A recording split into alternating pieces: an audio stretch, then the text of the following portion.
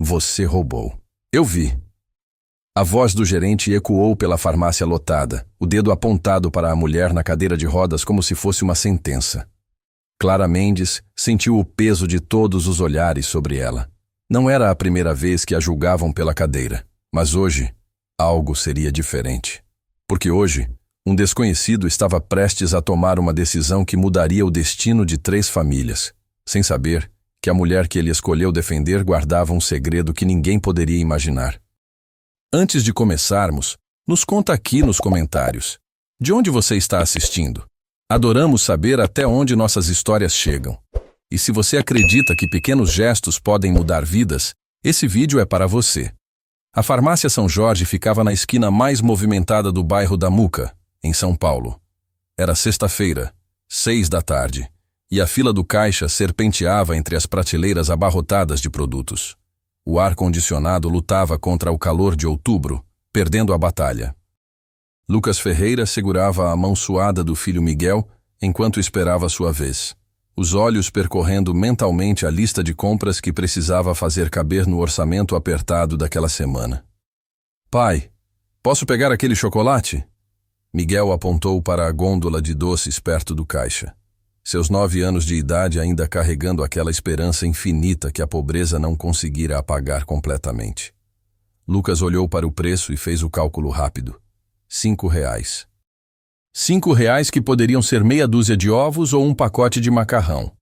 Não hoje, campeão, mas no seu aniversário a gente compra um bem grande, pode ser? Miguel assentiu, acostumado com essas negociações. Lucas sentiu o peso familiar da culpa no peito. 4 anos desde que Mariana morrera naquele acidente estúpido na Marginal Tietê. 4 anos criando o menino sozinho, dividindo-se entre os turnos como mecânico de mototáxi e as responsabilidades de ser pai e mãe ao mesmo tempo. Seu uniforme de trabalho, uma camiseta azul desbotada com o logo da cooperativa de mototaxistas, ainda cheirava a óleo de motor, mesmo depois de lavado. Foi quando ele ouviu a voz. Eu já disse, senhora. Eu vi você colocar as caixas de remédio no colo e não passou pelo caixa. Lucas virou a cabeça. No fundo da farmácia, perto do balcão da receita, uma mulher em cadeira de rodas estava sendo confrontada pelo gerente. Ela tinha cabelos castanhos presos em um rabo de cavalo simples, usava uma camiseta branca levemente amarelada pelo tempo e uma calça jeans com manchas de caneta. A cadeira de rodas era velha, daquelas de estrutura metálica cinza que rangiam a cada movimento. Não era equipamento moderno, era ferramenta de sobrevivência. Senhor Paulino, eu expliquei. A voz da mulher era firme, mas Lucas percebeu o leve tremor nas mãos dela. Eu coloquei os remédios no colo porque preciso das 2 mãos para empurrar a cadeira. Minha bolsa está aqui, minha carteira está aqui, e eu estava vindo pagar quando o senhor me abordou. Um círculo de curiosos começou a se formar. Lucas viu 2 mulheres sussurrando entre si. Uma adolescente levantando o celular para filmar, um senhor de boné que balançava a cabeça com desaprovação. O gerente, um homem de uns 50 anos com barriga proeminente e postura autoritária, cruzou os braços. Olha, eu não nasci ontem. Gente assim sempre tem uma desculpa na ponta da língua. Gente assim? A mulher repetiu. E agora havia algo perigoso em sua voz. Uma calma que precede tempestades. O senhor quer elaborar essa frase? Pai, Miguel puxou a manga da camiseta de Lucas. Por que aquele homem está brigando com a moça? Lucas não respondeu imediatamente. Ele conhecia aquele tom, aquela postura. Era o mesmo tom que o síndico do prédio usava quando reclamava que mototáxi desvalorizava o imóvel. Era a mesma postura que a diretora da escola de Miguel tinha quando sugeria que talvez uma escola pública fosse mais adequada para vocês. Era o preconceito vestindo terno de respeito. Eu quis dizer. Paulino recuou 1 centímetro, percebendo que talvez tivesse revelado demais. Quis dizer que aproveitadores sempre arrumam desculpa. Não tem nada a ver com isso. Ele gesticulou vagamente em direção à cadeira de rodas, como se fosse um objeto, não parte de uma pessoa. Clara Mendes, embora Lucas ainda não soubesse seu nome, respirou fundo. Ela já tinha passado por isso antes. 6 anos em uma cadeira de rodas te ensinam que o mundo não foi construído para você. Não fisicamente, com escadas onde deveriam haver rampas e banheiros apertados demais, mas principalmente mentalmente, com pessoas que olham para a cadeira primeiro e para você depois. Se olharem. Então confere as câmeras de segurança, Clara disse, apontando para o equipamento no teto. Vai mostrar exatamente o que eu disse. Eu peguei os remédios, coloquei no colo, vim até aqui para pagar. Em nenhum momento tentei sair da loja. As câmeras estão em manutenção. Paulino respondeu rápido demais, defensivo demais. Que conveniente. Clara abriu a bolsa, virando-a de cabeça para baixo sobre o balcão. Uma carteira surrada, um celular com tela rachada, um molho de chaves, balas de hortelã, lenços de papel, um pequeno caderno espiral com caneta presa, nenhuma caixa de remédio. Confere minha bolsa, confere os bolsos da calça, confere a cadeira. Pode revistar tudo. Um homem na fila comentou alto. Deixa a moça pagar e ir embora, cara. Tá todo mundo esperando. Mas Paulino estava vermelho agora, encurralado pela própria acusação. Você sabe o quanto a gente perde por mês com furto? Você sabe quanto custa manter uma farmácia? Eu sei quanto custam esses remédios. Clara segurou uma das caixas que estava em seu colo. Ibuprofeno 600 mg. R$ 23. Eu tomo 2 por dia porque tenho dores crônicas na coluna, resultado da lesão medular que me colocou nesta cadeira há 6 anos. Eu vim aqui, como venho todo mês, para comprar meu remédio, não para roubar. Lucas sentiu algo apertar em seu peito. Reconhecimento, talvez. Ele conhecia aquela combinação de dignidade e cansaço. Conhecia o que era ter que se explicar, se justificar, provar sua humanidade para estranhos que já te julgaram antes de abrir a boca. Miguel, Lucas disse baixinho para o filho. Fica aqui na fila. Não sai daqui, entendeu? Onde você vai? Só vou resolver uma coisa. 2 minutos. Lucas abandonou o lugar na fila que tinha esperado 15 minutos para conseguir. Caminhou até o fundo da farmácia, suas botas de trabalho fazendo barulho no piso de cerâmica. As pessoas se afastaram para abrir passagem. Ele não era grande, 1,75 m, compleição magra de quem trabalha demais e come de menos. Mas havia algo em sua expressão que fazia as pessoas prestarem atenção. Com licença. Lucas se posicionou entre Paulino e Clara. Qual é o problema aqui? Paulino o avaliou rapidamente. Roupas baratas, mãos calejadas, postura de trabalhador braçal. Não alguém importante. Não é da sua conta, amigo. Isso é entre a farmácia e essa cliente. Ela é cliente? Lucas perguntou.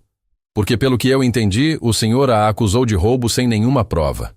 Isso não é atendimento ao cliente. Isso é difamação. A palavra caiu como uma bomba. Difamação. Legal. Processável. Olha aqui. Paulino avançou um passo tentando intimidar. Eu sou gerente desta farmácia há 12 anos. Eu sei reconhecer quando alguém está tentando me passar a perna. Então mostra as imagens da câmera. Lucas cruzou os braços, espelhando a postura autoritária do gerente. Eu já disse, está em manutenção. Engraçado, porque eu vi aquela luz vermelha piscando ali. Lucas apontou para a câmera Dome no teto. Câmera desligada não pisca. Houve um momento de silêncio. Paulino abriu e fechou a boca. A adolescente com o celular estava filmando tudo agora, e o gerente sabia. No mundo dos vídeos virais e da justiça das redes sociais, ele estava perdendo. Clara olhou para Lucas pela primeira vez. Realmente olhou. Viu um homem cansado, com olheiras profundas e mãos manchadas de graxa que o sabão não conseguia tirar completamente. Viu alguém que não tinha motivo para se meter, exceto que era a coisa certa a fazer. E em 6 anos de cadeira de rodas, conhecendo a indiferença gentil das pessoas que não querem se envolver, isso era raro o suficiente para ser notado. Eu não preciso de ajuda, Clara disse, mas sua voz tinha perdido um pouco daquela rigidez defensiva. Eu sei. Lucas respondeu sem olhar para ela, mantendo os olhos em Paulino. Mas todo mundo merece testemunha quando está sendo tratado injustamente. Sabe de uma coisa? Paulino jogou as mãos para cima. Paga logo e sai da minha farmácia. os dois, e não voltem. Só quando ela pagar, Lucas disse calmamente, porque ela veio aqui para pagar.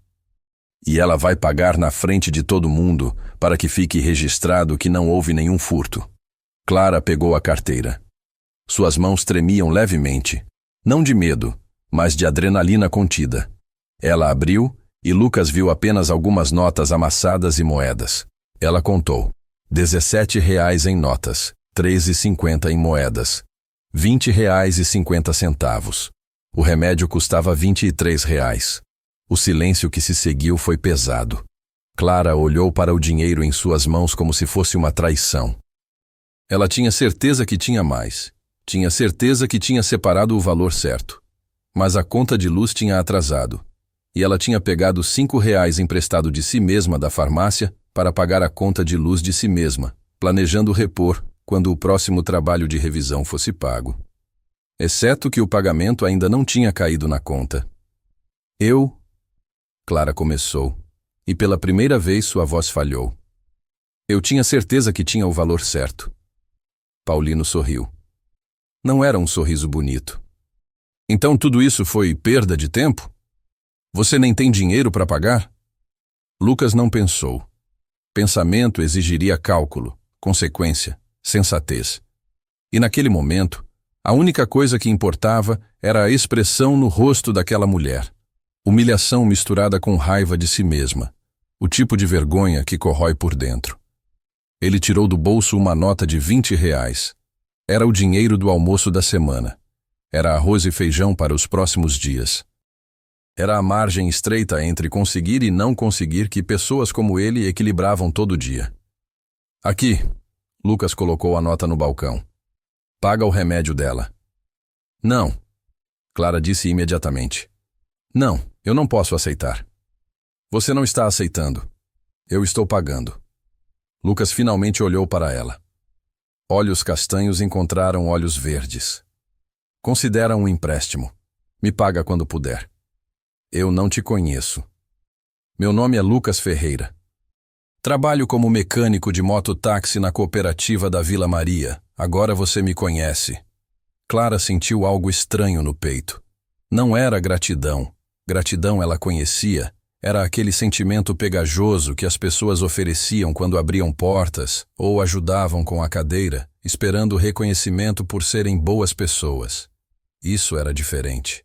Era respeito. Ele não estava sendo condescendente. Ele estava sendo justo. Clara, ela disse finalmente. Clara Mendes. Paulino pegou o dinheiro com má vontade, colocou o troco no balcão com força desnecessária.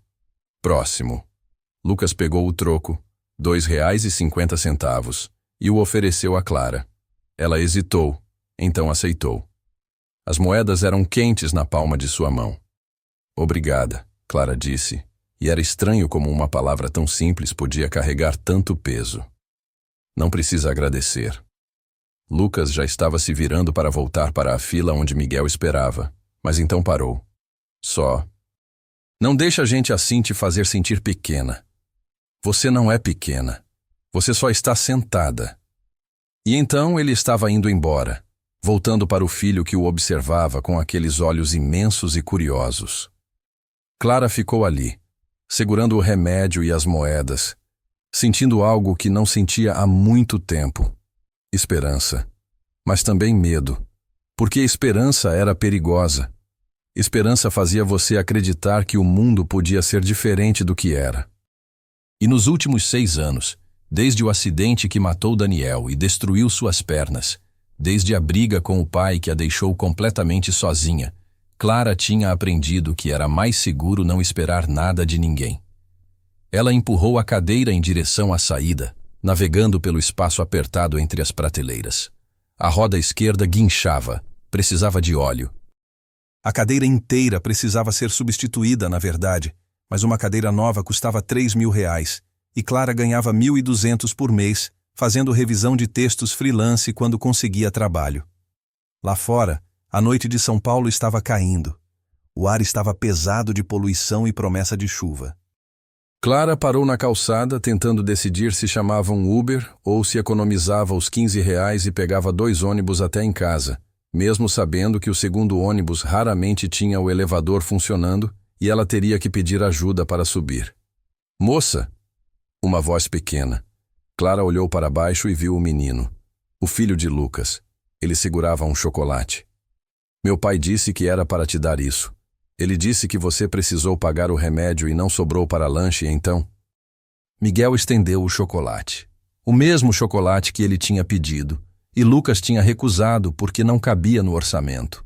O chocolate que Lucas tinha comprado com o troco que sobrou dos R$ 2,50. Clara sentiu os olhos arderem. Ela pegou o chocolate, a embalagem amassada, barata, mas infinitamente valiosa. Como você se chama? Miguel. Tenho 9 anos. Você é amiga do meu pai? Eu... Clara olhou para trás, para dentro da farmácia, onde Lucas estava finalmente pagando suas compras. Eu acho que posso ser. E naquele momento, na calçada quebrada da farmácia São Jorge, enquanto o mundo seguia indiferente ao redor, 3 destinos se entrelaçaram de uma forma que nenhum deles poderia prever. Porque às vezes a vida não muda com grandes decisões ou momentos dramáticos. Às vezes ela muda com um chocolate de R$ 2 e a escolha de um estranho de não virar o rosto quando seria muito mais fácil fingir que não viu nada. Às vezes ela muda quando alguém decide que você merece ser defendido, mesmo que isso custe algo que eles não podem perder. E às vezes, apenas às vezes, ela muda porque um pai ensina ao filho que fazer a coisa certa é mais importante do que fazer a coisa fácil. Clara guardou o chocolate na bolsa, ao lado do remédio que mal tinha dinheiro para comprar, e começou a empurrar a cadeira em direção ao ponto de ônibus. Ela não sabia ainda que acabara de conhecer o homem que mudaria sua vida, mas ela sabia com certeza absoluta que acabara de conhecer alguém bom. E no mundo em que Clara vivia, um mundo de olhares de pena e portas sem rampa, e oportunidades que secaram junto com o movimento de suas pernas. Pessoas boas eram raras o suficiente para valerem a pena ser lembradas. 3 dias depois do incidente na farmácia, Lucas estava debaixo de uma Honda CG 160 quando seu celular tocou. Ele limpou as mãos em um pano que estava mais sujo que limpo e atendeu, equilibrando o aparelho entre o ombro e a orelha. Lucas Ferreira. Senhor Ferreira, aqui é da escola do Miguel. Precisamos que o senhor venha buscá-lo mais cedo hoje. O coração de Lucas pulou uma batida. Ele está bem? Aconteceu alguma coisa? Ele está bem, não se preocupe. Só está com um pouco de febre. Nada sério, mas nossa política exige que crianças com febre acima de 37,5 sejam liberadas. Lucas olhou para a moto desmontada à sua frente, depois para o relógio. 2 da tarde. Ele tinha prometido entregar essa moto até às 5 e o dono era um dos melhores clientes da cooperativa. Mas Miguel estava com febre. Não havia escolha real. Estou indo. 20 minutos. Ele trabalhou em velocidade tripla, remontando a moto com a eficiência de quem faz isso há 15 anos. Motor, corrente, carenagem. Seus dedos voavam, fazendo conexões automáticas enquanto sua mente já estava na escola, calculando o horário de ônibus, consultório médico, remédio. Quando chegou na escola, Miguel estava na enfermaria, pálido, mas tentando parecer forte. Desculpa, pai. Eu tentei aguentar até o fim da aula. Ei, nada de desculpa. Lucas colocou a mão na testa do filho. Quente. Não tanto quanto para ser emergência, mas o suficiente para ser preocupante. Vamos para casa. Você precisa descansar. No ônibus de volta, Miguel encostou a cabeça no ombro do pai. Pai? Você viu aquela moça da farmácia de novo? Lucas franziu a testa. A Clara? Não, por quê? Só perguntando. Miguel fechou os olhos. Ela era legal, e ela ficou feliz quando você ajudou ela. Lucas não respondeu. Ele tinha pensado em Clara mais vezes do que gostaria de admitir nos últimos 3 dias. Pensou nela quando passou pela farmácia e deliberadamente escolheu não entrar. Pensou nela quando guardou o troco do dia e separou R$ 2,50, imaginando quando ela apareceria para devolver o dinheiro. se é que apareceria. Ele não sabia por que isso importava. Não conhecia a mulher. Tinha feito o que qualquer pessoa decente faria.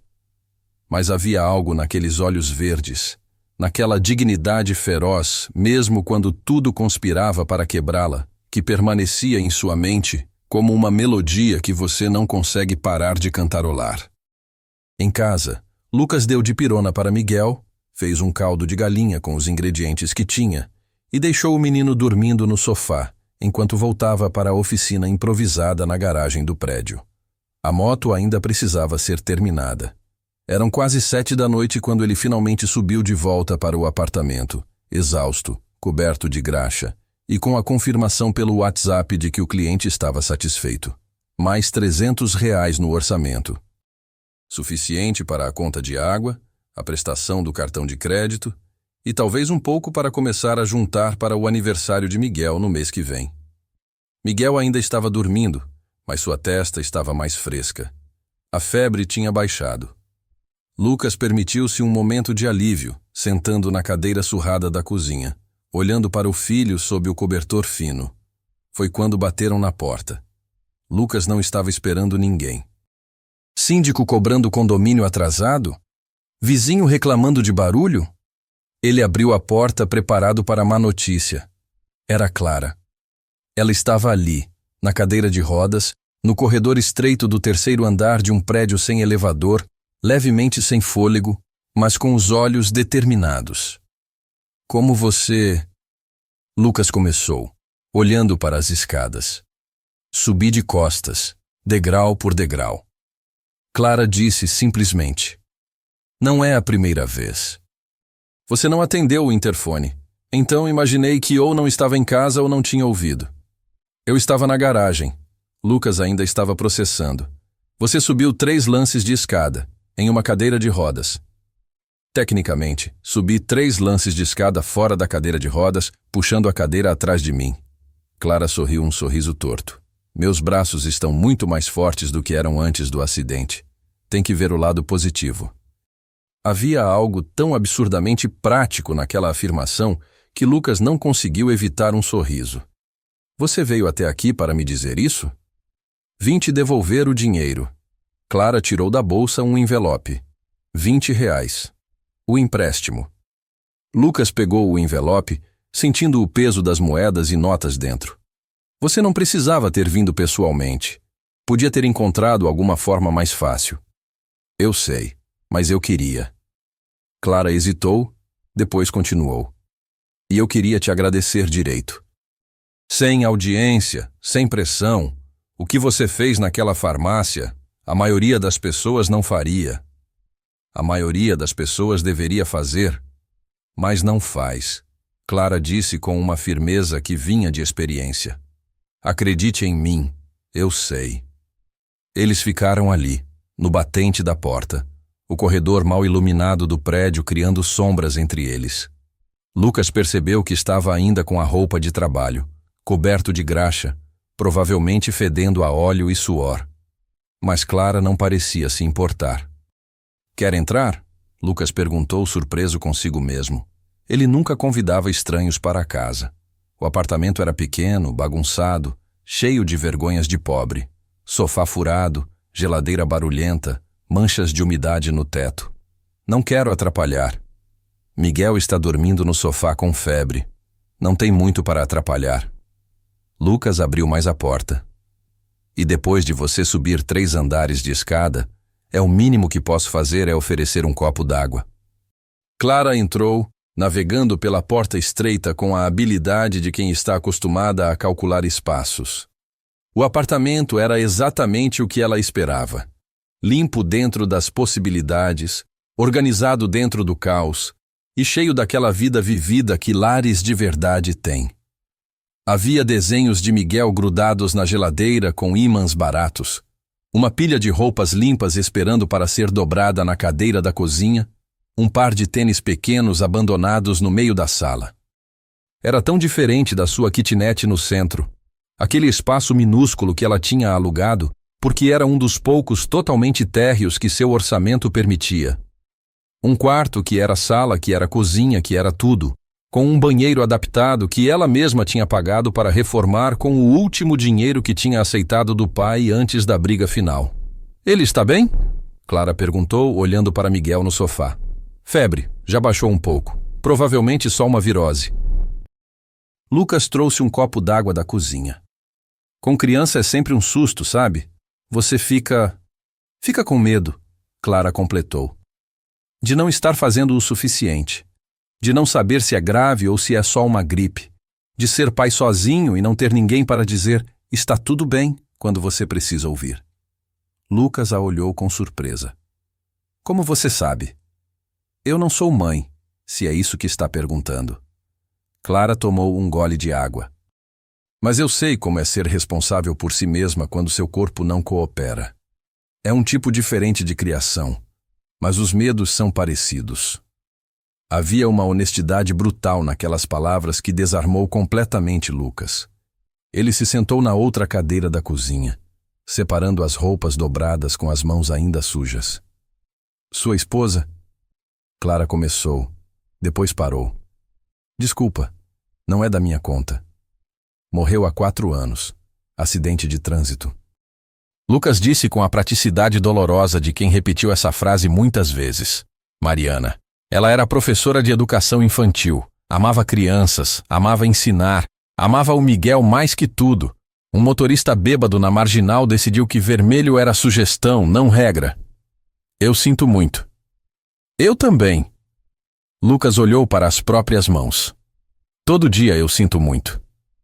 O silêncio que se seguiu não era desconfortável. Era o silêncio de 2 pessoas que conheciam perda, que entendiam que algumas dores não precisam ser preenchidas com palavras vazias. 6 anos, Clara disse finalmente. Desde o meu acidente. Eu estava no carro com meu noivo, Daniel.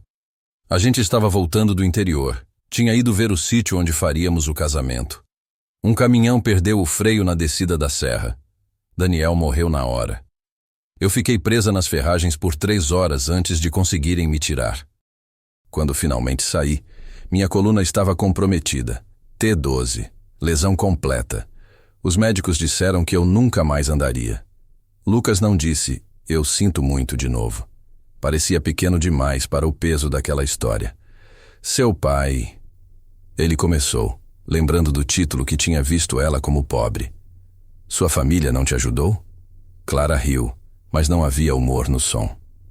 Meu pai queria me ajudar. Queria tanto que quase me sufocou. Roberto Mendes. Você pode não conhecer o nome, mas provavelmente já comprou em um dos supermercados dele. Rede Mendes em Filhos. 18 lojas em São Paulo. Lucas sentiu algo gelado descer por sua espinha. Você é... herdeira de fortuna, sim. Clara disse com amargura. Ou seria, se não tivesse brigado com meu pai 3 anos atrás. Ele queria me colocar em uma casa adaptada que ele construiria, com enfermeiros 24 horas, motorista particular, todo tipo de facilidade. Queria que eu trabalhasse no escritório da empresa, uma posição criada só para mim, sem responsabilidades reais. Queria me proteger do mundo. E você não quis. Eu não queria ser um projeto de caridade do meu próprio pai. Clara disse ferozmente. Eu queria provar. Para ele, para mim, para o mundo, que eu ainda era capaz, que a cadeira não me definia. Então eu peguei o pouco que tinha economizado, recusei todo o dinheiro dele, aluguei aquela kitnet horrível e comecei a trabalhar como revisora freelance. E está funcionando? Lucas perguntou, já sabendo a resposta. Eu consigo pagar aluguel na maioria dos meses. Consigo comer. Consigo comprar remédios quando não me acusam de roubar eles. Clara sorriu sem alegria. Eu não estou prosperando, mas estou sobrevivendo. E no começo, sobrevivência já parecia uma vitória. E agora? Agora? Clara olhou ao redor do apartamento humilde, para o menino dormindo no sofá, para o homem com graxa nas mãos e cansaço no rosto. Agora eu não tenho tanta certeza de que sobrevivência é suficiente. Lucas entendeu. Deus, como ele entendeu. Ele tinha passado 4 anos apenas sobrevivendo. Trabalho, Miguel, contas, trabalho. Miguel, contas. Um ciclo interminável de fazer o suficiente para chegar ao dia seguinte. Mas não viver. Não realmente. Você ainda fala com seu pai? Ele manda cartas. Uma por mês, religiosamente. Eu não abro. Clara admitiu. É mais fácil ficar brava do que admitir que talvez os dois estejamos errados. Talvez os dois estejam certos também, Lucas sugeriu. Ele quer proteger você porque te ama. Você quer independência porque se ama. Nenhum dos dois está errado, só querem coisas diferentes. Clara o estudou. Você tem essa sabedoria toda de onde? De estragar tudo com bastante frequência. Lucas admitiu. Mariana costumava dizer que eu era teimoso demais para pedir ajuda. Que eu precisava fazer tudo sozinho para provar alguma coisa. E ela estava certa. No final, eu estava tão ocupado provando que conseguia ser homem, provedor, marido perfeito, que esqueci de apenas estar presente. Você acha que isso teria mudado alguma coisa? No acidente? Não. Mas teria mudado como eu vivi antes do acidente. Lucas olhou para Miguel. Agora, com ele, eu tento estar presente. Mesmo quando estou cansado, mesmo quando o dinheiro está curto, mesmo quando é mais fácil desistir. Porque sobrevivência é importante, mas não é tudo. Clara sentiu algo apertar em seu peito. Havia 3 anos que ela não tinha uma conversa real com alguém. 3 anos de interações superficiais com clientes que só conhecia por e-mail, de diálogos práticos em padarias e farmácias, de solidão disfarçada de independência. Posso te fazer uma pergunta? Clara perguntou. Claro. Por que você me ajudou naquele dia? Verdade. Não me dê a resposta bonita sobre fazer a coisa certa. Lucas pensou por um longo momento. Porque eu vi o Miguel olhando. E eu percebi que aquele momento ia ensinar algo para ele sobre como o mundo funciona. E eu não queria que a lição fosse: as pessoas não se importam. Eu queria que fosse: às vezes alguém se importa. E às vezes, esse alguém pode ser você. Então você fez por ele. Eu fiz por vocês dois. Lucas corrigiu. E talvez um pouco por mim também. Porque eu estou cansado de viver em um mundo onde não nos importamos uns com os outros. E se eu quero que o mundo seja diferente, preciso ser diferente primeiro. Antes que Clara pudesse responder, Miguel se mexeu no sofá, abrindo os olhos lentamente. Pai. Aqui, campeão. Lucas se levantou indo até o filho. Como você está se sentindo? Melhor. Miguel viu Clara e seus olhos se arregalaram. A moça da farmácia. Oi, Miguel. Clara se aproximou com a cadeira. Seu pai disse que você estava doente. Está melhor? Acho que sim. Miguel se sentou, ainda meio grogue. Você veio visitar a gente? Vim devolver um dinheiro que seu pai me emprestou. O dinheiro do chocolate? Miguel perguntou com aquela lógica infantil que conecta eventos aparentemente não relacionados.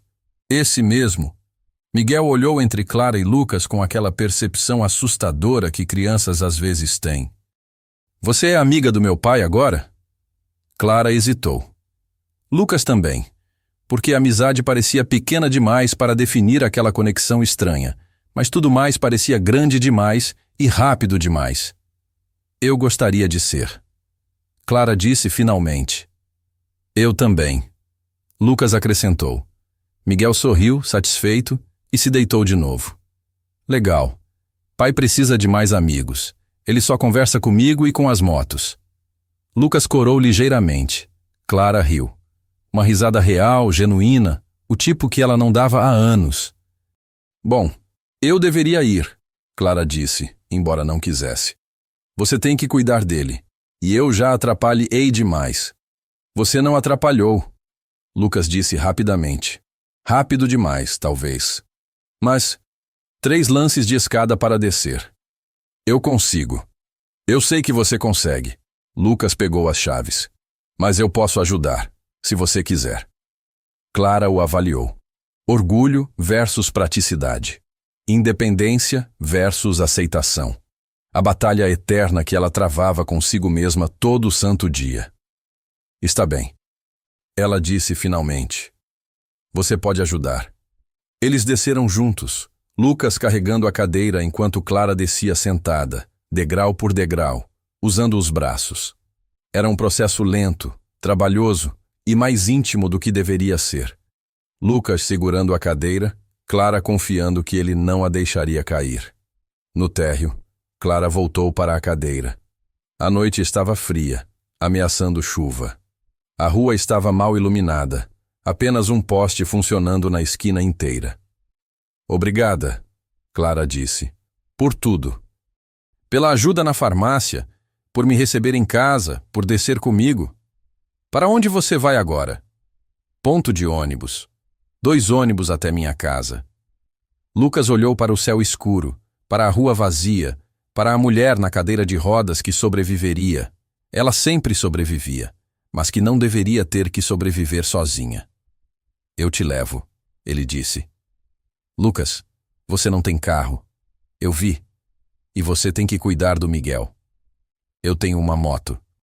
E Miguel já está melhor. Posso ligar para a vizinha ficar com ele por 1 hora. Lucas já estava tirando o celular do bolso. Dona Célia deve um favor para mim desde que consertei o ventilador dela. Eu não posso pedir isso. Você não está pedindo.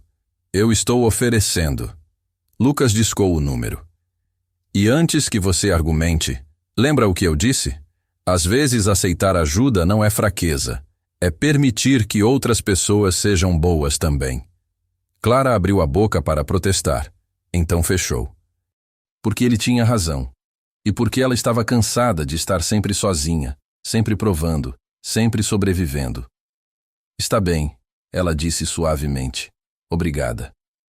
Dona Célia chegou em 5 minutos, uma senhora de 60 e tantos anos que tratava Miguel como neto. Lucas a colocou a par da situação. Febre baixou. Apenas manter ele no sofá e ligar se algo mudar. Então ele trouxe sua moto da garagem. Uma Yamaha Factor antiga, bem conservada, mas claramente com anos de uso. Clara olhou para a moto, depois para a cadeira, depois de volta para Lucas. Isso vai ser interessante, ela disse. E foi. Lucas dobrou a cadeira e a amarrou na garupa com cordas elásticas que ele sempre carregava.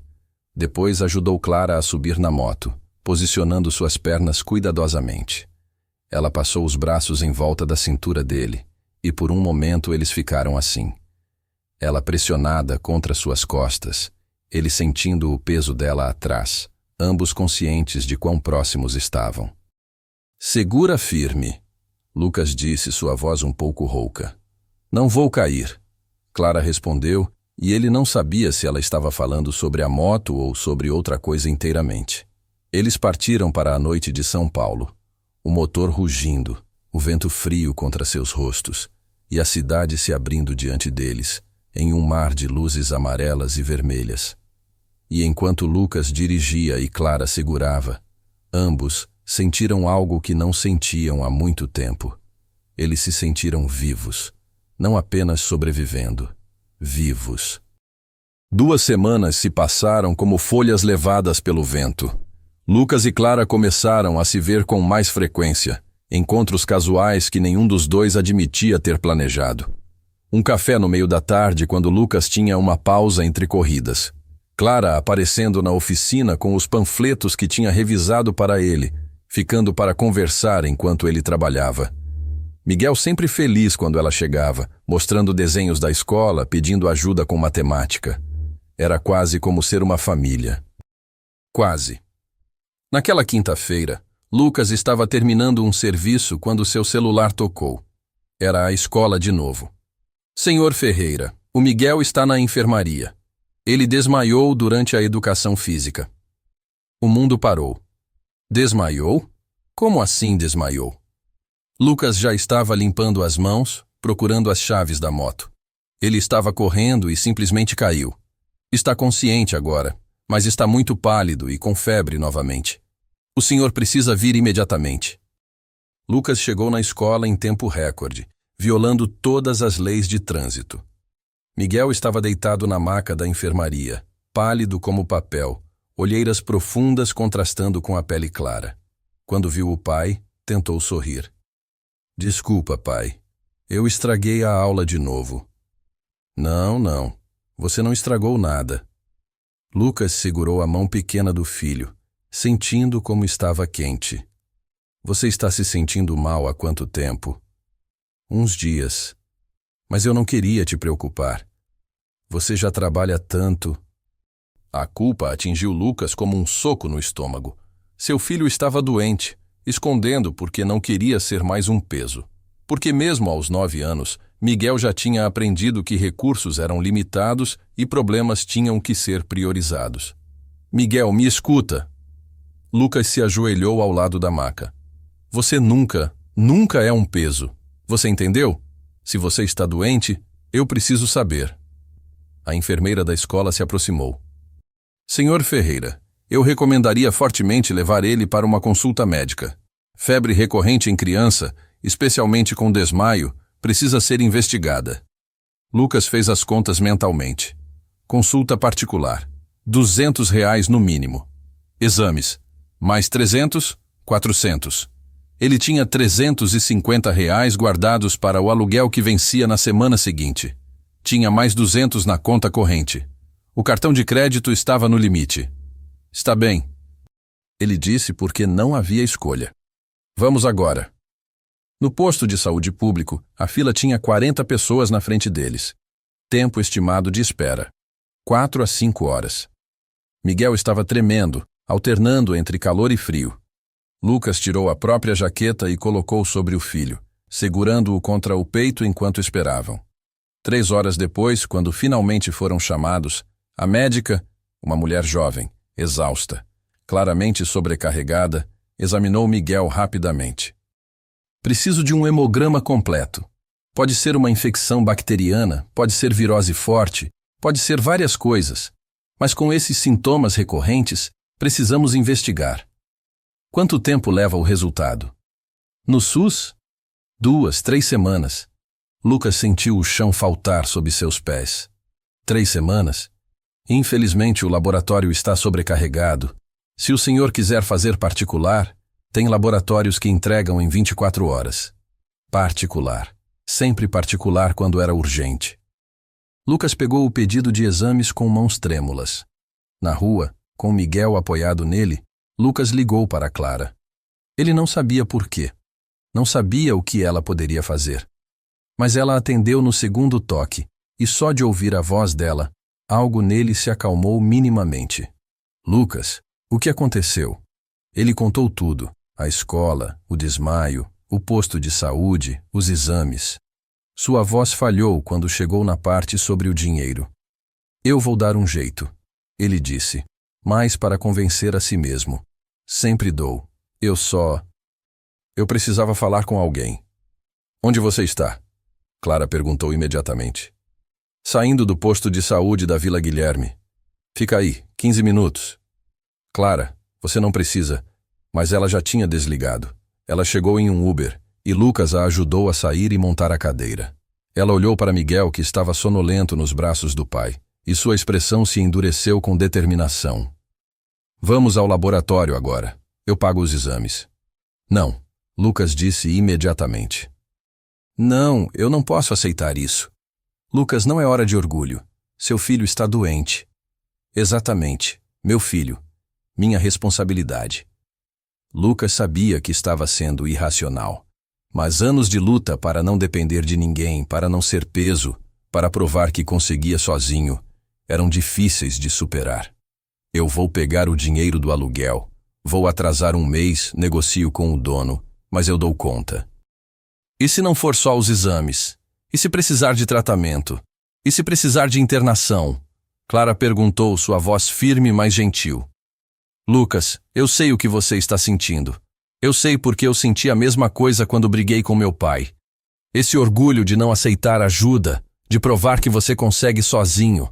Mas sabe o que eu aprendi nos últimos 3 anos, vivendo do jeito que escolhi viver? O quê? Que independência não significa solidão. Que aceitar ajuda quando você precisa não te faz fraco, te faz humano. Clara olhou para Miguel. E ele precisa de você forte e presente, não orgulhoso e desesperado. Lucas sentiu os olhos arderem. Ele estava cansado. tão cansado de carregar tudo sozinho, de fazer malabarismo com contas, de escolher entre comida e remédio, de ser forte quando tudo que ele queria era desmoronar. Eu pago de volta, ele disse finalmente, sua voz baixa. Cada centavo, pode levar tempo, mas eu pago. Eu sei que você paga. Clara estendeu a mão. Agora vamos. Quanto mais rápido fizermos os exames, mais rápido saberemos o que ele tem. No laboratório particular, tudo foi eficiente e frio. Coleta de sangue, cadastro, pagamento. R$ 540 no cartão de Clara. Resultado em 24 horas. Naquela noite, Lucas colocou Miguel na cama, o próprio quarto, cedendo o sofá para ele mesmo como sempre fazia. O menino estava medicado, dormindo pesadamente. Lucas ficou sentado ao lado da cama por horas, só observando o peito do filho subir e descer, verificando a temperatura a cada 30 minutos. Clara tinha ido embora depois do laboratório, dizendo que precisava terminar um trabalho, mas antes de partir, ela tinha segurado a mão de Lucas e dito: "Ele vai ficar bem, e você não está sozinho nisso. Não mais." Eram quase 2 da manhã quando Lucas finalmente foi para o sofá, exausto demais para tirar as roupas. Ele pegou o celular e viu uma mensagem de Clara, enviada há 1 hora. "Você está dormindo? Provavelmente não. Eu também não consigo. Sei que você não quer ouvir isso, mas preciso dizer. Você é um pai incrível. Miguel tem sorte de ter você. E seja qual for o resultado dos exames, estarei aqui. Sempre." Lucas leu e releu a mensagem. Então, pela primeira vez em 4 anos, desde a morte de Mariana, ele permitiu que as lágrimas caíssem. Não lágrimas de desespero, mas de algo mais complicado. Alívio, talvez. Gratidão. A sensação esmagadora de não estar completamente sozinho pela primeira vez em tanto tempo. Ele respondeu: "Obrigado. Por tudo. Você não sabe o quanto isso significa." A resposta veio imediata. "Eu sei. Porque é o que você fez por mim naquela farmácia. Só estou devolvendo o favor." No dia seguinte, Lucas mal conseguiu trabalhar. Ele aceitou apenas 2 corridas de mototáxi, ficando o resto do tempo em casa com Miguel, que estava um pouco melhor, mas ainda febril. Às 3 da tarde, o laboratório ligou. Os resultados estavam prontos. Lucas foi buscar pessoalmente o envelope lacrado queimando em suas mãos no caminho de volta. Ele não sabia ler exames de sangue. As siglas e números não faziam sentido. Ele precisava mostrar para um médico, mas a médica do posto tinha dito que só poderia atendê-los de novo na semana seguinte. Clara apareceu às 4, como se soubesse que ele precisaria dela. E talvez soubesse. "Chegou?" ela perguntou, vendo o envelope na mesa. "Chegou, mas eu não entendo nada disso."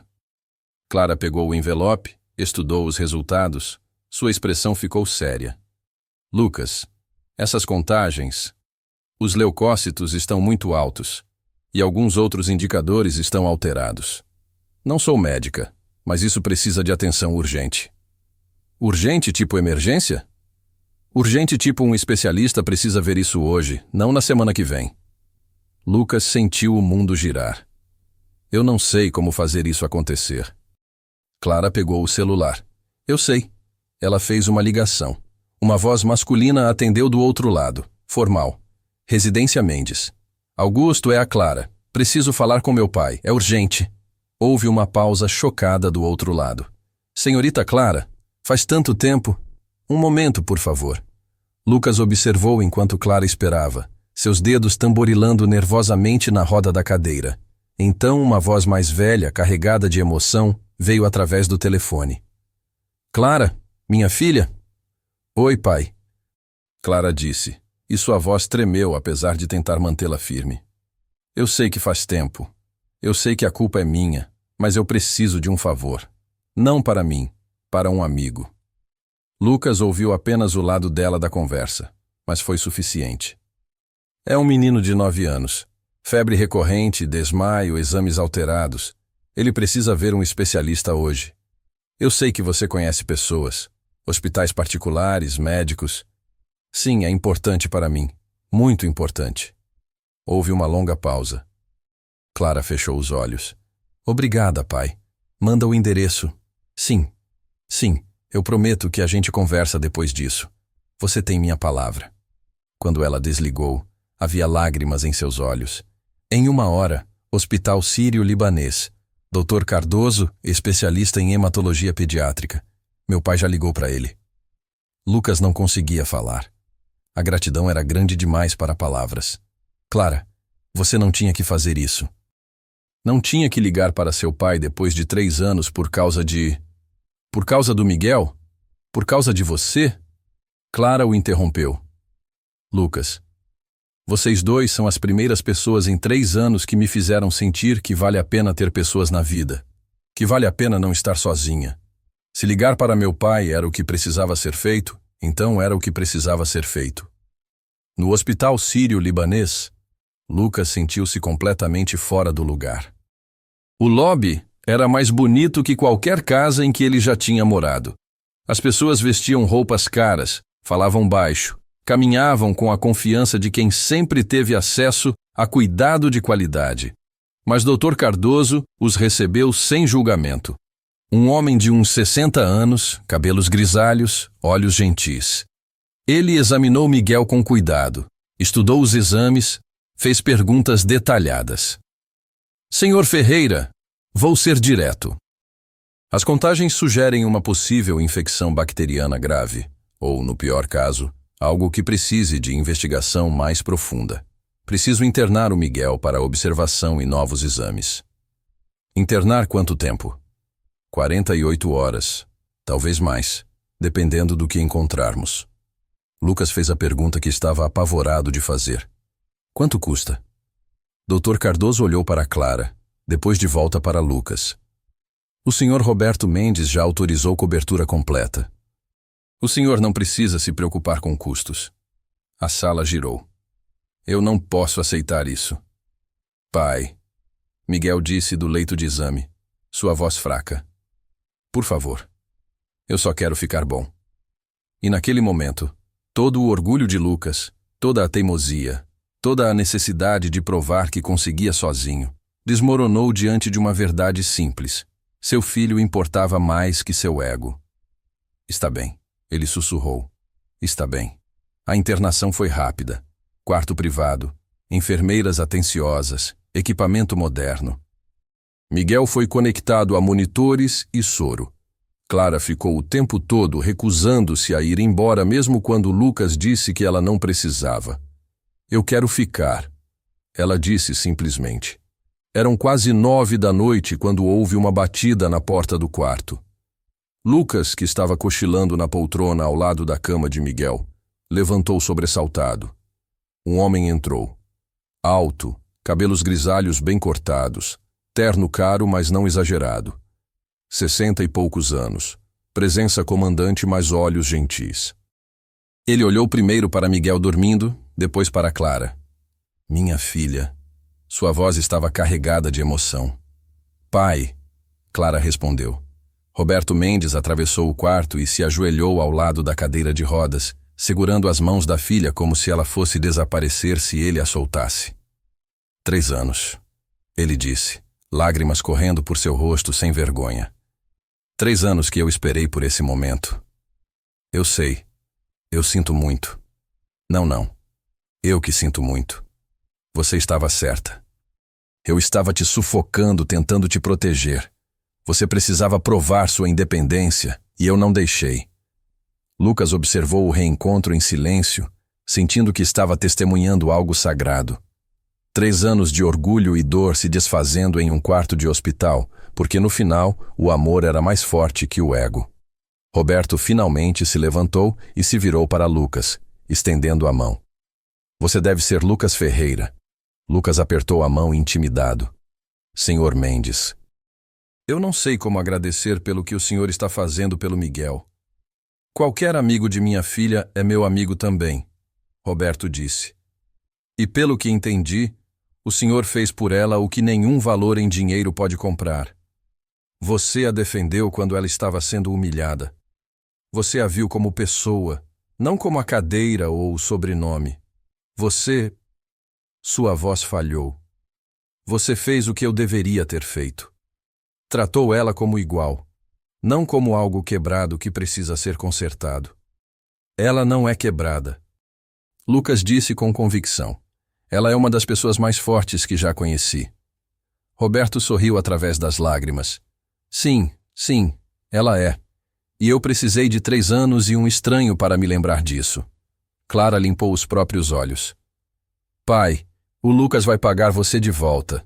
Pelo tratamento do Miguel. Ele é orgulhoso e teimoso e muito parecido com você. Roberto completou com um sorriso triste. Clara, eu não quero ser pago de volta. Mas se isso faz o Sr. Ferreira se sentir melhor... Ele olhou para Lucas. Quando seu filho estiver bem, venha conversar comigo. Sempre preciso de mecânicos bons na empresa. Tenho uma frota de caminhões de entrega que vive dando problema. Eu não quero caridade, Lucas disse automaticamente. E eu não estou oferecendo, Roberto respondeu. Estou oferecendo trabalho justo por habilidade justa. Se você for tão bom quanto minha filha diz que é, você vai ganhar cada centavo. E se não for, vai durar 3 dias. Lucas viu a armadilha gentil sendo colocada. Trabalho real, não favor. Uma forma de pagar sua dívida com dignidade. Eu aceito, ele disse finalmente. Naquela noite, com Miguel finalmente dormindo pacificamente sob cuidado médico adequado, com Clara e Roberto conversando baixo no canto do quarto, reconectando fios que tinham sido cortados por orgulho de ambos os lados, Lucas teve uma epifania. Ele tinha passado 4 anos construindo muros. Muros contra a dor, contra a dependência, contra a possibilidade de perder alguém novamente. E esses muros tinham mantido as coisas ruins de fora. Mas também tinham mantido as coisas boas de fora. Clara tinha entrado por esses muros. E ao entrar, tinha trazido consigo não apenas amor, mas família. Não apenas ajuda, mas conexão. Ele olhou para ela, essa mulher incrível que tinha sacrificado o relacionamento com o próprio pai por orgulho, só para sacrificar esse mesmo orgulho por amor. E soube com certeza absoluta. Ele estava apaixonado por ela. E isso o aterrorizava e emocionava ao mesmo tempo. Os resultados dos exames adicionais chegaram na manhã seguinte. Lucas estava segurando a mão de Miguel quando o Dr. Cardoso entrou no quarto com uma expressão que fez o coração dele disparar. Senhor Ferreira, tenho boas notícias, o médico disse, e Lucas sentiu as pernas fraquejarem de alívio. É uma infecção bacteriana grave, mas tratável. Não é nada crônico. Com o antibiótico correto e repouso, o Miguel vai se recuperar completamente. Lucas teve que sentar. A tensão dos últimos dias desmoronou de uma vez, deixando-o tremendo. Clara, que tinha passado a noite no hospital recusando-se a ir para casa, colocou a mão no ombro dele. Ouviu? Ele vai ficar bem. Eu vou ficar bom? Miguel perguntou, sua voz ainda fraca, mas esperançosa. Vai sim, campeão. Dr. Cardoso se aproximou da cama. Mas você precisa tomar o remédio direitinho e descansar bastante, está bem? Nada de futebol por 2 semanas. 2 semanas? Miguel fez cara feia, mas estava sorrindo. Tudo bem. Posso ficar em casa lendo com a Clara. A forma como ele disse a Clara, com aquela familiaridade natural, como se ela sempre tivesse feito parte de suas vidas, fez algo apertar no peito de Lucas. Miguel não tinha figura materna há 4 anos. Ele nunca tinha pedido, nunca tinha reclamado, aceitando que era só ele e o pai contra o mundo. Mas agora, vendo como os olhos do menino se iluminavam quando Clara chegava, como ele buscava a aprovação dela, como ele naturalmente incluía ela em seus planos futuros. Lucas percebeu que Miguel já tinha escolhido, já tinha aberto espaço em seu coração. Agora cabia a Lucas ter a coragem de fazer o mesmo oficialmente. Miguel recebeu alta 2 dias depois, com uma receita de antibióticos e instruções estritas de repouso. Roberto insistiu em pagar tudo: a internação, os medicamentos, as consultas de acompanhamento. Lucas aceitou, mas apenas depois de assinar um contrato formal de trabalho na frota de caminhões da Rede Mendes. Salário justo, horário fixo, benefícios incluídos. Não era caridade. Era uma oportunidade. Você começa segunda-feira. Roberto disse enquanto despachavam as últimas papeladas no hospital. Oficina fica na Marginal, perto do CEAGESP. 6 horas por dia, mais as emergências que surgirem. Vai ser trabalho duro. Trabalho duro eu sei fazer, Lucas respondeu. Roberto estudou o homem à sua frente, esse mecânico de mototáxi que tinha defendido sua filha sem saber quem ela era, que tinha orgulho demais e coração de sobra. Posso fazer uma pergunta pessoal? Pode. O que você sente pela minha filha? Lucas não esperava essa franqueza. Ele olhou para onde Clara estava com Miguel, ajudando-o a guardar os desenhos que tinha feito durante a internação. Ela estava rindo de algo que o menino tinha dito, aquele riso genuíno que ela raramente soltava. Eu sinto que ela é a pessoa mais corajosa que já conheci. Lucas disse finalmente. Sinto que ela me fez lembrar como é estar vivo, não apenas sobrevivendo. Sinto que o Miguel merece ter alguém como ela na vida dele. E sinto... Ele hesitou, depois continuou. Sinto que eu não tenho nada a oferecer para ela. Nenhuma fortuna, nenhum futuro garantido, só trabalho duro e um apartamento com vazamento no teto. Roberto sorriu, e havia uma tristeza sábia naquele sorriso. Sabe o que eu aprendi nos últimos 3 anos sem minha filha? Que você pode oferecer tudo a alguém e ainda assim não ser o que eles precisam. Eu ofereci casas, dinheiro, segurança. E a única coisa que ela realmente queria era ser vista como ela é. Você fez isso por ela em um dia. Você viu ela. Ela é impossível de não ver. Para você, talvez. Para o mundo, ela é invisível. Uma mulher em cadeira de rodas. As pessoas olham para a cadeira, não para a pessoa. Mas você... Roberto colocou a mão no ombro de Lucas. Você olhou para ela primeiro. A cadeira era só um detalhe. Porque é só um detalhe. Exatamente. Roberto apertou o ombro dele. É por isso que eu não me preocupo em deixá-la com você. Você já provou quem é quando nada tinha a ganhar. Isso vale mais que qualquer conta bancária. Naquela noite, de volta ao apartamento, Lucas colocou Miguel na cama. O menino estava cansado, mas em melhor estado do que tinha estado em semanas. Os antibióticos já estavam fazendo efeito. Pai? Miguel chamou quando Lucas estava saindo do quarto. Sim? A Clara vai ser minha mãe agora? Lucas voltou e sentou na beirada da cama. Por que você está perguntando isso? Porque você olha para ela do jeito que olhava para a mamãe nas fotos. Miguel disse com aquela percepção assustadora de criança. E ela olha para você do mesmo jeito. E eu gosto dela. Eu gosto muito dela. Eu também gosto dela, campeão. Então por que você não pede ela em casamento? Lucas riu baixinho. Não é tão simples assim. Por que não? Você gosta dela, ela gosta de você, eu gosto dela. Parece simples para mim. E na lógica pura de uma criança de 9 anos, era simples. Eram os adultos que complicavam tudo com medo e insegurança e bagagem emocional. Vou pensar nisso, Lucas prometeu. Agora dorme. Você precisa descansar. Mas depois que Miguel dormiu, Lucas ficou acordado olhando para o teto rachado do apartamento, pensando. Ele tinha 35 anos, tinha sido casado uma vez, tinha amado profundamente, tinha perdido tudo, tinha jurado nunca mais se permitir ser vulnerável assim, nunca mais dar a alguém o poder de destruí-lo.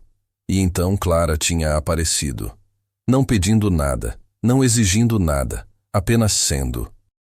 E de alguma forma, sem fazer esforço, ela tinha demolido todas as paredes que ele tinha construído tão cuidadosamente. A questão não era se ele amava ela. Ele amava. A questão era se ele tinha coragem de admitir isso. Na segunda-feira, Lucas começou no novo emprego. A oficina era enorme, profissional, com equipamento moderno que fazia seu trabalho anterior parecer medieval. Ele era um dos 5 mecânicos e rapidamente provou seu valor. Motores que outros não conseguiam diagnosticar, ele identificava em minutos. Reparos que levariam horas, ele completava em metade do tempo. Seu pai sabia escolher gente. O supervisor comentou na sexta-feira, revisando o trabalho de Lucas. Você é bom, muito bom. Obrigado. E honesto. 3 clientes ligaram esta semana agradecendo porque você disse que não precisavam trocar peças que outros mecânicos diriam que precisavam. Isso é raro. Lucas deu de ombros. Não consigo cobrar por algo que não precisa ser feito. Foi esse comentário que chegou aos ouvidos de Roberto. No fim do mês, ele chamou Lucas em seu escritório. Tenho uma proposta. Roberto disse direto ao ponto como sempre. Quero expandir a oficina. Oferecer serviço também para fora da empresa. Preciso de alguém para gerenciar. Alguém que entende de mecânica, mas mais importante, alguém que seja honesto. Alguém em quem eu possa confiar. Senhor Mendes, eu trabalho aqui há 3 semanas.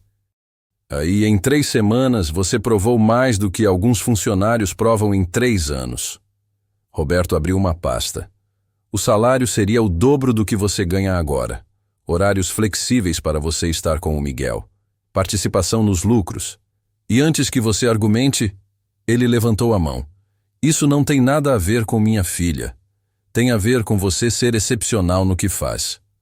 Lucas olhou para os papéis na mesa.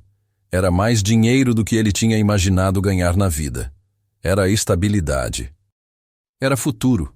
Eu aceito, ele disse, mas com uma condição. Qual? 40% do lucro vai para criar um fundo de assistência médica para funcionários e famílias. Ninguém deveria ter que escolher entre tratamento do filho e pagar aluguel. Roberto estudou Lucas por um longo momento. Então sorriu. Minha filha escolheu bem. Na verdade, Lucas corrigiu. Eu que escolhi bem. Naquela noite, Lucas levou Clara para jantar. Não em um restaurante chique. Ele ainda não conseguia se sentir confortável nesses lugares, mas em uma pequena pizzaria no bairro onde eles tinham se conhecido. O mesmo bairro onde tudo tinha começado. Você está estranho, Clara comentou girando vinho barato em um copo de vidro comum. Nervoso? O que aconteceu? Seu pai me ofereceu uma promoção. Isso é bom. Por que você está nervoso? Porque eu aceitei. E agora eu tenho estabilidade financeira. Tenho futuro. Tenho... Ele parou, respirou fundo. Tenho algo a oferecer. Clara franziu a testa. Lucas, do que você está falando? Ele pegou a mão dela sobre a mesa. Quando te conheci, eu estava sobrevivendo. Apenas fazendo o dia seguinte acontecer. Eu tinha me conformado que era isso. Trabalho, Miguel, contas, nada mais. Eu não achava que merecia mais. Lucas, me deixa terminar. Ele apertou a mão dela. Você apareceu e tudo mudou. Você me mostrou que sobreviver não é o suficiente. Que eu posso querer mais, merecer mais. Você deu coragem para o Miguel ser criança de novo, não um adulto pequeno preocupado com dinheiro. E você... Sua voz falhou. Você me fez querer acordar de manhã não porque eu tenho que trabalhar, mas porque eu vou te ver. Eu sinto o mesmo. Clara disse suavemente, lágrimas nos olhos. Eu sei que tem complicações. Eu sei que seu pai provavelmente esperava que você acabasse com alguém do mesmo mundo dele. Eu sei que eu venho com bagagem. Um filho, um passado, uma ex-esposa que eu ainda amo à minha maneira. Eu sei que eu não sou perfeito. Ninguém é perfeito. Mas eu quero tentar, Lucas disse. Eu quero tentar construir algo com você. Não rápido, não com pressão, mas tentar. Se você quiser. Se você acha que eu valho o risco. Clara soltou uma risada que era metade riso, metade soluço. Lucas Ferreira, você me defendeu quando todos me julgavam.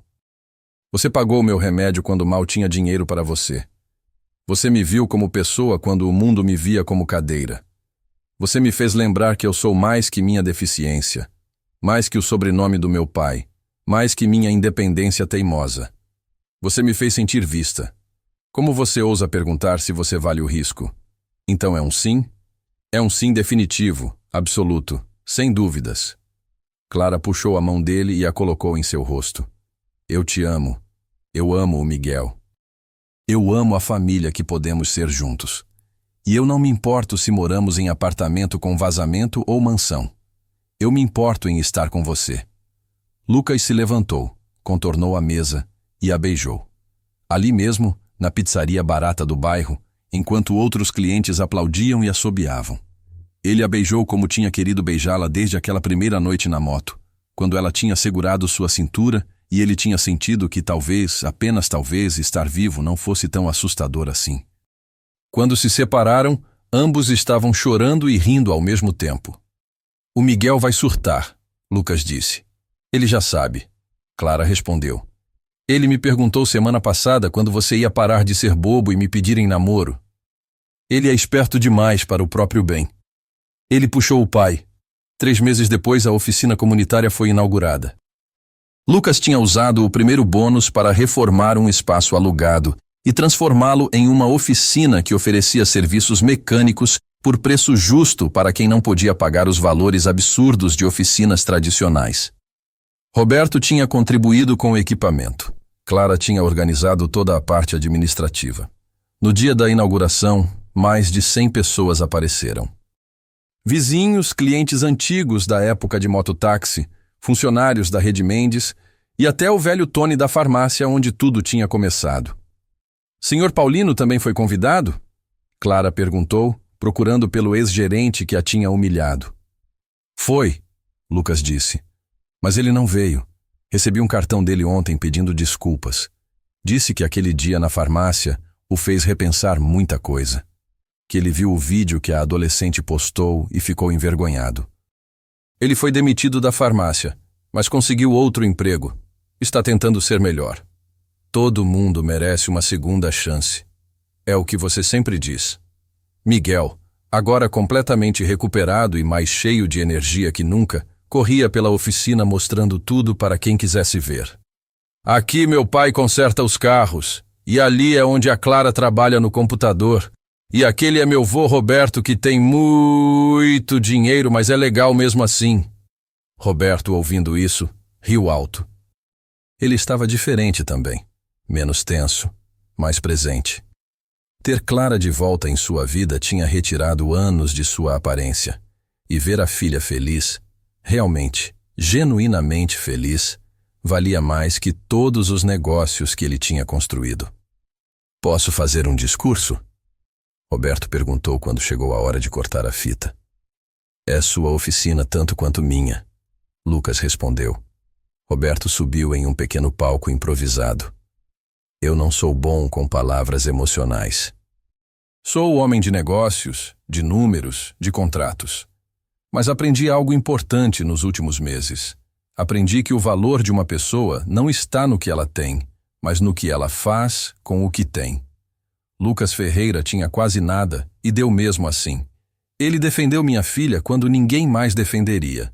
Ele aceitou ajuda quando precisava, mas nunca parou de trabalhar para retribuir. Ele transformou uma oportunidade em algo que ajudará centenas de pessoas. E mais importante, sua voz tremeu. Ele amou minha filha, não apesar da cadeira de rodas, mas simplesmente amou minha filha. A pessoa, a mulher incrível que eu quase perdi, por ser orgulhoso demais para deixá-la ser quem ela realmente é. Esta oficina representa tudo o que importa: comunidade, dignidade, segundas chances. Estou honrado de fazer parte disso. O aplauso foi ensurdecedor. Naquela noite, depois que todos foram embora, Lucas, Clara e Miguel ficaram sentados na oficina vazia. Miguel estava dormindo no colo de Clara, exausto do dia emocionante. A cabeça dela estava no ombro de Lucas. Como chegamos aqui? Clara perguntou suavemente. Farmácia São Jorge. Você foi acusada de roubar remédio. Eu decidi não virar o rosto. Não. Eu quis dizer, como chegamos aqui. Aqui. Neste momento. Esta vida. Lucas pensou. Escolhas, eu acho. Pequenas escolhas. Você escolheu sair de casa mesmo sabendo que seria duro. Eu escolhi defender você mesmo sem te conhecer. Você escolheu ligar para seu pai quando o Miguel precisava. Eu escolhi aceitar ajuda. Nós escolhemos continuar escolhendo um ao outro. Você acha que sua esposa ficaria feliz com a gente? Era a primeira vez que Clara perguntava isso diretamente. Lucas pensou em Mariana, sua risada, sua bondade, seu coração enorme. Eu acho que ela estaria aliviada de que eu finalmente parei de apenas sobreviver. Ela odiaria me ver do jeito que eu estava. E ela amaria você, por me fazer lembrar como viver. Eu gostaria de ter conhecido ela. Ela teria amado você. Vocês duas teriam se dado super bem. Ambas teimosas, ambas impossíveis de vencer em discussão. Ambas com esse senso irritante de sempre estar certas. Clara riu baixinho para não acordar Miguel. Eu te amo, sabia? Eu sei. E eu te amo também. 1 ano depois eles se casaram. Não em lugar chique, mas no espaço reformado da antiga farmácia São Jorge, que tinha sido transformado em centro comunitário.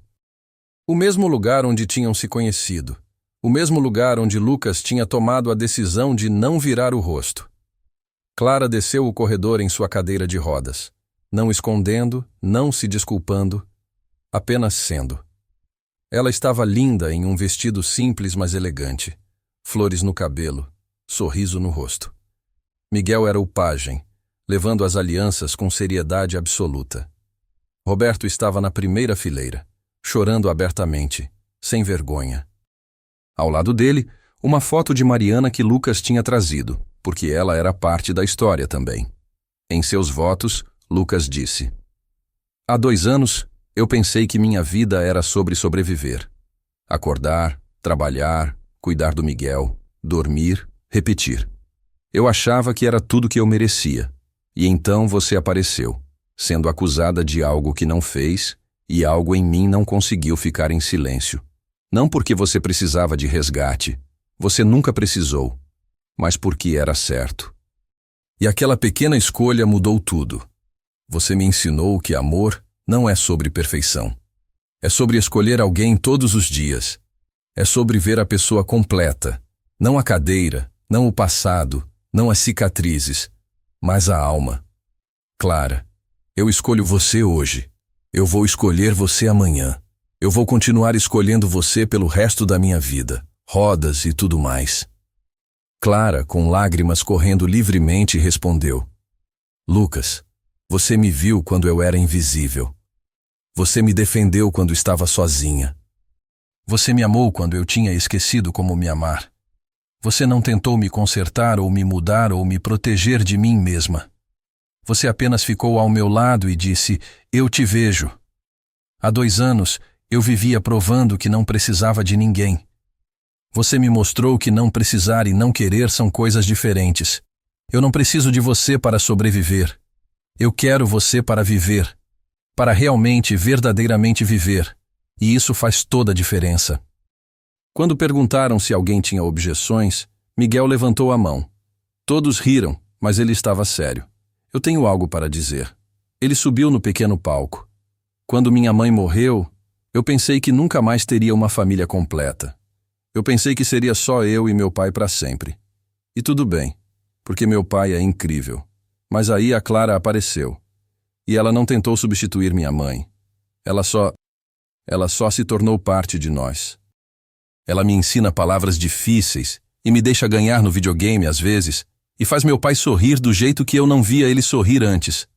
Então eu só queria dizer obrigado, Clara, por fazer a gente ser uma família de novo, por amar meu pai. E por me deixar te chamar de mãe, se isso for ok. Não havia olho seco na cerimônia. E quando eles se beijaram, selando não apenas o casamento, mas a união de 3 almas quebradas que tinham encontrado forma de se curar juntas, o mundo pareceu certo pela primeira vez em muito tempo. A vida que seguiu não foi perfeita. Houve discussões sobre dinheiro, sobre como criar Miguel, sobre onde morar. Roberto ofereceu uma casa maior. Eles aceitaram, mas apenas depois de insistir em pagar aluguel justo. A oficina comunitária cresceu, atendendo cada vez mais pessoas. Clara voltou a dar aulas de literatura em uma escola pública, realizando o sonho que tinha abandonado após o acidente. Miguel prosperou, cresceu, tornou-se um jovem que defendia os fracos como o pai tinha lhe ensinado. E todos os anos, no aniversário de quando se conheceram, Lucas levava Clara de volta àquela farmácia, agora centro comunitário, e eles relembravam. O que você acha que teria acontecido se eu tivesse virado o rosto naquele dia? Lucas perguntou em um desses aniversários. Você não teria virado o rosto, Clara respondeu com certeza. Não é quem você é. Mas e se? Então eu teria sobrevivido. Como sempre sobrevivi. Mas eu não teria vivido. E essa é a diferença que você fez. Porque no final, a história não era sobre um pai solteiro defendendo uma mulher pobre. Não era sobre descobrir que ela tinha um pai milionário. Não era sobre finais felizes improváveis. Era sobre escolhas. Pequenas, corajosas, cotidianas escolhas de ver o outro, de não virar o rosto. De aceitar que vulnerabilidade não é fraqueza. De permitir que amor aconteça mesmo quando você jurou que nunca mais se arriscaria. Era sobre entender que riqueza não se mede em dinheiro, mas em momentos, em mãos dadas. Em crianças que crescem sabendo que o mundo pode ser bondoso. Em pais que se reencontram com filhas através do amor que outros constroem. Era sobre duas pessoas quebradas achando que suas peças não se encaixariam em mais ninguém, apenas para descobrir que às vezes quebrado mais quebrado faz inteiro. E naquele centro comunitário, onde uma farmácia tinha sido palco de injustiça e depois de amor, uma placa na parede dizia: aqui, em 2023, um homem escolheu não virar o rosto. E essa escolha mudou tudo. Que cada pessoa que entrar por esta porta lembre: você sempre tem escolha. Escolha ver. Escolha ajudar. Escolha amar. Escolha ficar. E embaixo, em letras menores, porque às vezes a coisa mais revolucionária que você pode fazer é simplesmente se importar. Se essa história tocou seu coração, se ela te lembrou que coragem não precisa ser grande, apenas precisa ser verdadeira, deixa seu like e se inscreve no canal. Todos os dias, trazemos histórias reais de pessoas comuns fazendo escolhas extraordinárias. Porque no final, o que define quem somos não é o que temos, mas o que escolhemos fazer quando ninguém está olhando. Lembra, da próxima vez que você vir alguém sendo injustiçado, você tem uma escolha. Você pode virar o rosto, ou pode ser o Lucas de alguém. O mundo precisa de mais pessoas que escolhem ficar. Até a próxima história. Aqui é o canal Ecos do Coração, lembrando que cada fim é só um novo começo disfarçado.